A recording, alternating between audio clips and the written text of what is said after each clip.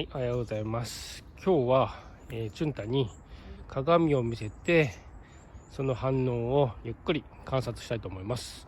これですね。これを見せて可愛かったり予想外のリアクションをしてくれると楽しいかなって思います。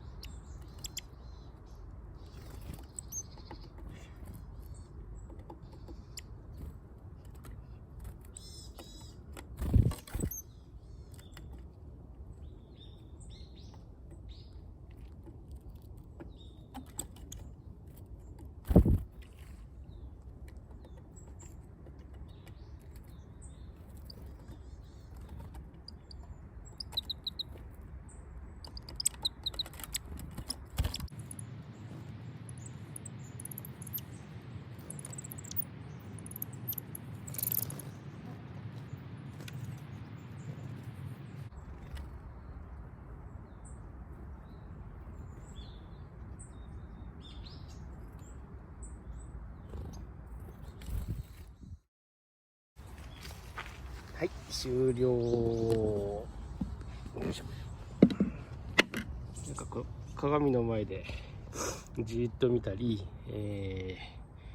まっすぐ撮っていくやつもいて、なかなか面白い観察だったと思います。楽しかった。